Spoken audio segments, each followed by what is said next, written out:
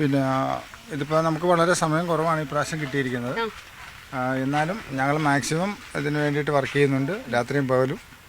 പിന്നെ ഈ നടുവം വെള്ളം ഏകദേശം ഞാനൊരു 10 വർഷമായി സ്റ്റാർട്ട് ചെയ്തിട്ട് ഇതിൻ്റെ വർക്കിന് വേണ്ടി. ഞങ്ങളെല്ലാവരും ഉത്സാഹിച്ച് നിന്നാണ് ഇതെല്ലാം ചെയ്തുകൊണ്ടിരിക്കുന്നത്. ഈ സമയത്ത് നമ്മൾ ചെയ്യുന്ന വള്ളം കയറ്റി കഴിയുമ്പോൾ ആദ്യം കംപ്ലീറ്റ് ചെയ്ത് ഉണക്കും. ബ്ലോവർ വെച്ചിട്ട് ഉണക്കിയിട്ടാണ് ബാക്കിയുള്ള പരിപാടികളൊക്കെ ചെയ്യുന്നത്. പണ്ട് കാലത്ത് ഈ താഴത്തെ ഷീറ്റ് ഇട്ടിട്ട് ചിരട്ടയും തൊണ്ടും കൂടെ ഇട്ടുകൊണ്ടാണ് ചൂടാക്കുന്നത്. അപ്പോൾ അത് സമയക്കുറവാണ്. ഇപ്പം നമ്മൾ ഗ്യാസിൽ ബ്ലോവർ വെച്ചാണ് പെട്ടെന്ന് ചൂടാക്കി എടുക്കുന്നത്. സമയക്കുറവുകൊണ്ടാണ് അങ്ങനെ നമ്മൾ ചെയ്യുന്നത്. അപ്പോൾ അത് മുമ്പെന്ന് പറഞ്ഞാൽ നമുക്കൊരു 5-6 ദിവസമൊക്കെ കിട്ടുമായിരുന്നു. ഇപ്പം നമുക്കങ്ങനെ കിട്ടുന്നില്ല.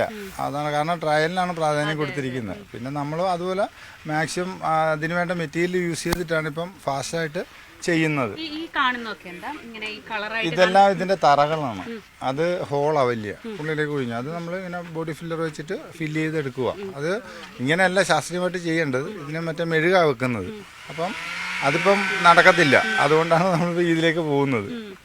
ഈ ഒരു 2 ദിവസത്തെ ഈ ശുശ്രൂഷയിലാണ് ഇവൻ ഇറങ്ങുമ്പോ അല്ലെ അതിന്റെ സ്പീഡും അതിന്റെ പെർഫെക്ഷനും എല്ലാം ഈ ഒരു 2 ദിവസത്തെ ശുശ്രൂഷയിലാണ്. ഇത് നമ്മൾ വളരെ ക്ലാസ് ആക്കി വണ്ടിയുടെ ഫിനിഷിലാക്കി കൊണ്ടുവരുന്നത്. അത് വണ്ടിയുടെ ഒക്കെ മെറ്റീരിയൽ തന്നെ യൂസ് ചെയ്യുന്നത്. ഓട്ടോമോട്ടീവ് ആണ് യൂസ് ചെയ്യുന്നത് കൂടുതലും.